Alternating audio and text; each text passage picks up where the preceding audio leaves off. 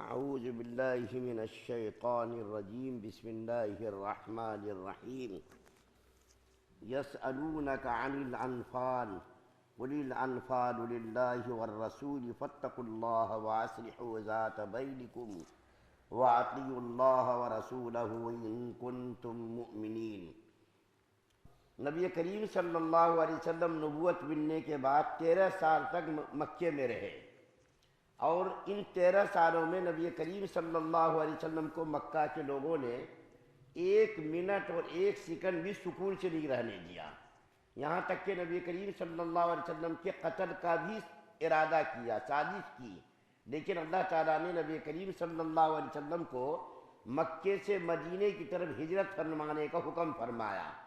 چنانچہ نبی کریم صلی اللہ علیہ وسلم جب مدینہ تشریف لے گئے تو بھی مکہ کے لوگوں کو سکون نہیں ملا، مکے کے کافر لوگ چھیڑ خانی کرتے رہے، یہاں تک کہ مکے کے کافروں نے مدینے کے منافقوں کو خط لکھا، اور اس خط کے اندر لکھا کہ تم نے مسلمانوں کو پناہ دی ہے، تم مسلمانوں کو نکال دو ورنہ ہم تم کو حملہ کر کے کچل دیں گے، مار دیں گے، ختم کر دیں گے۔ اور جو ہے مسلمانوں کے ساتھ چھیڑ خانی مکے کے کافر کرتے رہے۔ نبی کریم صلی اللہ علیہ وسلم کو اسی درمیان میں معلوم ہوا کہ ابو سفیان ایک تجارتی قافلہ شام سے لے کر کے واپس آ رہا ہے، اس تجارتی قافلے میں 1000 اونٹ تھے ساز و سامان کے ساتھ، اور ہزاروں کی تعداد میں درہم اور دنانیر کا سامان تھا، اور اس سامان کو ابو سفیان رضی اللہ تعالیٰ عنہ جو اس وقت مسلمان نہیں ہوئے تھے، بعد میں مسلمان ہوئے، اس ساز و سامان کو مسلمانوں کے خلاف استعمال کرنے کا ان کا پروگرام تھا۔ تو نبی کریم صلی اللہ علیہ وسلم نے اس کے اوپر حملہ کرنے اور اس کے مال کو حاصل کرنے کا ارادہ کیا۔ چنانچہ مسلمانوں کی تعداد بہت مختصر تھی، 313۔ ان مسلمانوں کو نبی کریم صلی اللہ علیہ وسلم لے کر مدینے سے باہر نکلے، اس قافلے کو جو ہے حاصل کرنے کے لیے اور اس قافلے پر حملہ کرنے کے لیے۔ ابو سفیان بڑے ہوشیار تھے، مکے کے لوگ، عرب کے لوگ بڑے دانش مند ہوتے ہیں، ان کی عقل مندی اور ان کی دانش مندی کا مقابلہ کوئی دوسرا نہیں کر سکتا، بڑے ذہین ہوتے وہ لوگ۔ ابو سفیان رضی اللہ تعالیٰ عنہ کو احساس ہو گیا کہ مسلمان حملہ کرنے والے ہیں، تو انہوں نے فوراً ایک اپنا آدمی بھیجا، اور اس آدمی کو بھیج کر کے کہا کہ ابو جہل کو فوراً بولو تیاری کر کے اس تجارتی قافلے کی حفاظت کرنے کے لیے مکے سے روانہ ہو جاؤ۔ چنانچہ وہ آدمی گیا، اس زمانے کے دستور کے مطابق اس نے اپنے کپڑے پھاڑ لیے، اونٹ کی جو ہے، اور اس اونٹ کو زخمی کر دیا، اور نہایت ہی بری حالت میں مکہ گیا، اور اس نے جا کر کے پورے مکے میں ہنگامہ کر دیا کہ جلدی سے چلو ورنہ وہ تجارتی قافلہ جس کے اندر لاکھوں کا سامان ہے، مسلمان لوگ لوٹنے کے لیے مدینے سے نکل گئے ہیں۔ ابو جہل ملعون نے 1000 لشکر جرار تیار کیا، اور لشکر جرار تیار کر کے مکے سے روانہ ہوا۔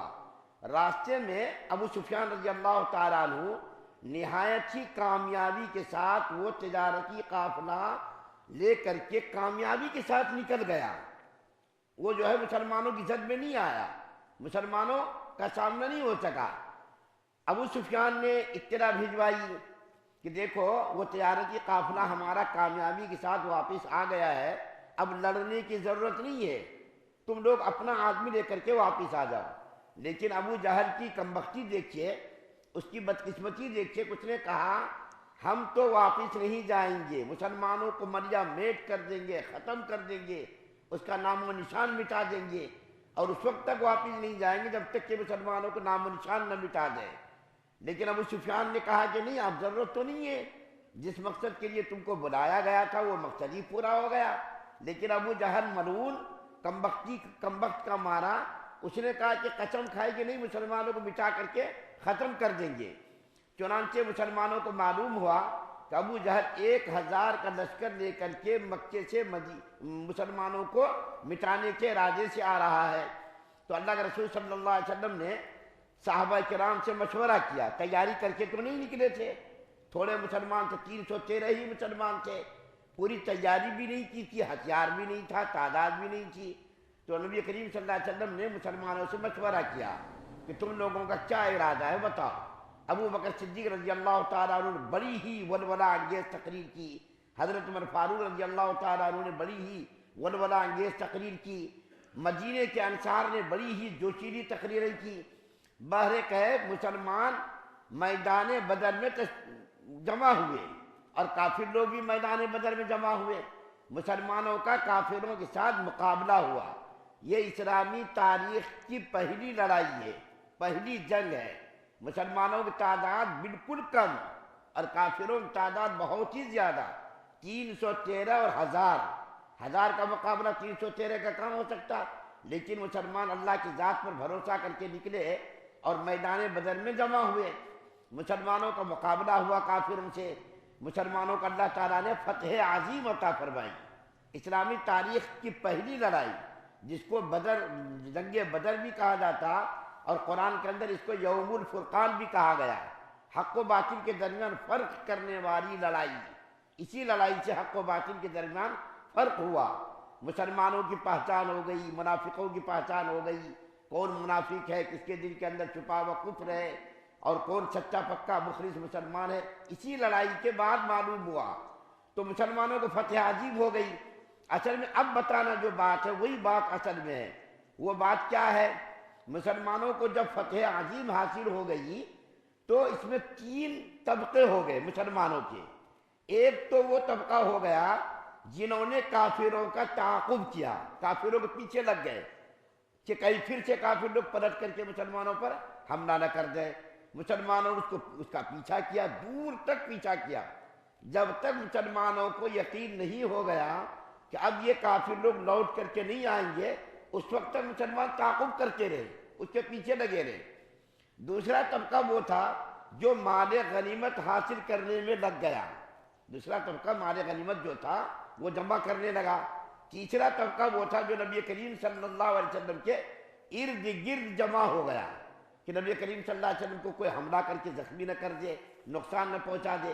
تو بہت سارے صحابہ کرام نبی کریم صلی اللہ علیہ وسلم کے ارد گرد جمع ہو گئے. یہ 3 طبقے ہو گئے. لڑائی ختم ہو گئی. مال غنیمت جو مسلمانوں کو ملا تو اس میں تھوڑا سا اختلاف ہو گیا. اصل میں اس صورت کے اندر ابھی اس وقت یہی بتانا ہے، مسلمانوں میں آپس میں تھوڑا سا اختلاف ہو گیا. ایک طبقہ کہنے لگا کہ ہم نے مال غنیمت کو جمع کیا ہے، اس کے اندر ہمارا حق ہے، ہم ہی اس کے مستحق ہیں، دوسرا کوئی مستحق نہیں ہے. دوسرا طبقہ کہنے لگا کہ ہم نے کافروں کا تعاقب کیا، پیچھا کیا، اگر ہم نے اس کا تعاقب نہ کیا ہوتا تو پلٹ کر کے پھر مسلمانوں پر حملہ آور ہو جاتے کفار. ہم نے اس کو مار بھگایا، اس لیے ہم اس کے مستحق ہیں. تیسرا طبقہ کہنے لگا کہ نبی کریم صلی اللہ علیہ وسلم کی جان سب سے زیادہ اہم ہے، ہم لوگوں نے نبی کریم صلی اللہ علیہ وسلم کی جان کی حفاظت کی کوشش کی، اس لیے ہم لوگوں کا اس کے اندر حق ہے. 3 طبقے ہو گئے. تھوڑا سا اختلاف ہو گیا، نا اتفاقی ہو گئی. تو اس کے اندر جو ایک طبقہ نے کہا کہ بھئی ہم نے کفار کو مار بھگایا اس لیے ہمارا حق ہونا چاہیے. دوسرے نے کہا کہ ہم نے مال غنیمت جمع کیا اس لیے ہمارا ہونا چاہیے. تیسرا طبقہ کہنے لگا نبی کریم صلی اللہ علیہ وسلم کی جان کی حفاظت ہم لوگوں نے کی اس لیے ہم لوگوں کا حق ہونا چاہیے.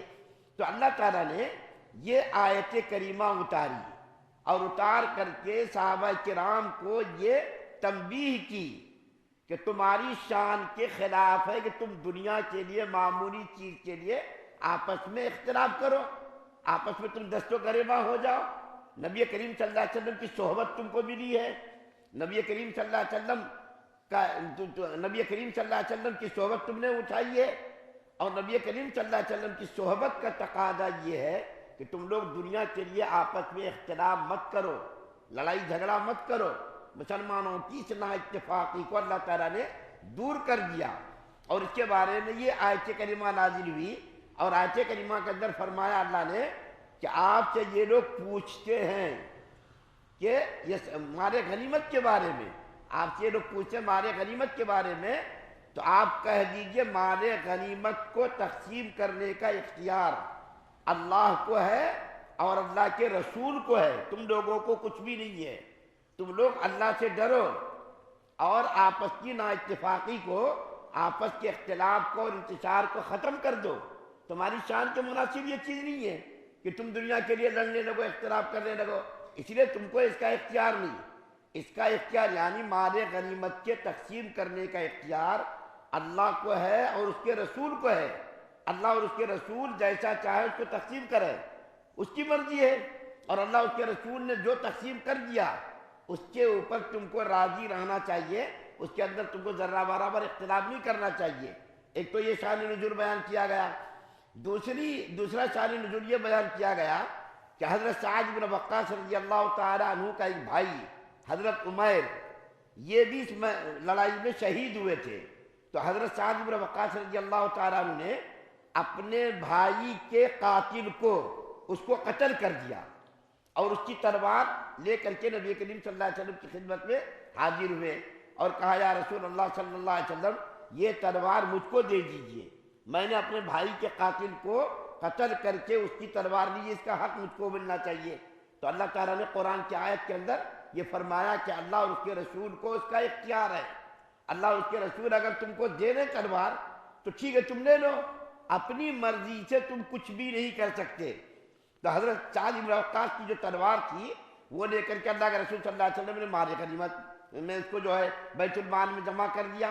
تو حضرت سعد بن وقاص کو تھوڑی سی تکلیف پہنچی کہ مجھ کو اگر یہ تلوار مل جاتی تو اچھا رہتا، لیکن اللہ تعالیٰ نے تنبیہ کر دی، اللہ اور اس کے رسول جو فیصلہ کرے اس میں تم کو راضی رہنا، اپنی مرضی سے کچھ بھی تم کو نہیں کرنا ہے۔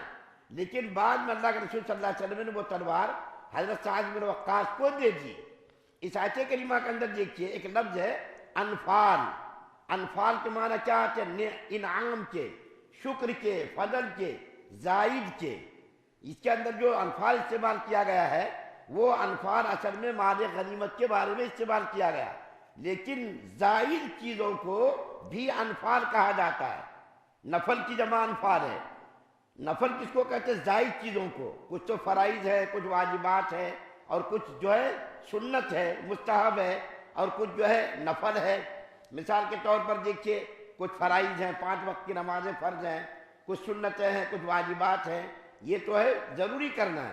اس کے علاوہ کچھ نفل ہے، مثال کے طور پر عشاء کے بعد کچھ آدمی نفل پڑھ لیتا، ظہر کے بعد کچھ نفل پڑھ لیتا، اسی طریقے مغرب کے بعد کچھ نفل پڑھ لیتا۔ زائد نمازوں کو نفل کہا جاتا ہے۔ اسی طریقے سے زکوٰۃ ہے، ایک فرض ہے زکوٰۃ۔ اس کے علاوہ جو آدمی صدقہ خیرات کرتا ہے وہ کیا زائد چیز ہے۔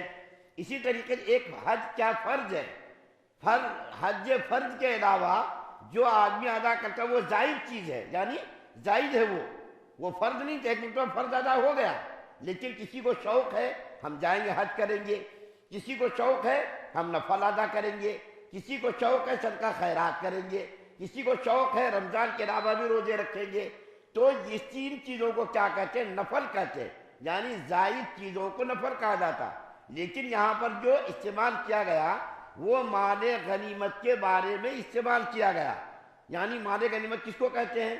کافروں کے ساتھ جہاد کے وقت جو مال حاصل ہوتا ہے، وہ مسلمانوں کو جو ملتا ہے مال، اس کو کہتے ہیں مال غنیمت۔ اور یہ سب سے زیادہ پاکیزہ مال ہے، اپنی کمائی سے بھی زیادہ۔ اپنی کمائی میں شک و شبہ ہو سکتا ہے اس کے اندر حرام مل گیا ہو، اس کے اندر مشکوک پیسہ مل گیا ہو، لیکن کافروں کے ساتھ جو لڑائی کے اندر جو مال ملتا ہے، علماء نے لکھا سب سے زیادہ پاکیزہ، سب سے زیادہ حلال، سب سے زیادہ بہترین مال کون سا؟ مال غنیمت جو کافروں سے ملتا ہے۔ اس آیت کریمہ کے اندر جو سورہ انفال کی پہلی آیت کریمہ پڑھی گئی ہے، یہ اس آیت کریمہ کے اندر مسلمانوں کو، خاص طور پر صحابہ کرام کو کہا گیا کہ اللہ اور اس کے رسول کے فیصلوں پر راضی رہو۔ ہم لوگوں کو بھی اللہ اور اس کے رسول کے فیصلوں پر راضی رہنا چاہیے، اور اپنی مرضی ہم کو نہیں چلانا چاہیے۔ اللہ نے جو کہہ دیا، رسول نے جو کہہ دیا، وہی آخری فیصلہ، حتمی فیصلہ۔ ہماری آپ کی کوئی مرضی نہیں، ہماری آپ کی کوئی خواہش نہیں، ہماری آپ کی کوئی آرزو نہیں، ہماری آپ کی کوئی تمنا نہیں۔ جو کچھ بھی اللہ اور اس کے رسول کا فیصلہ ہے، اسی فیصلے پر راضی رہنا مسلمانوں کی شان ہے۔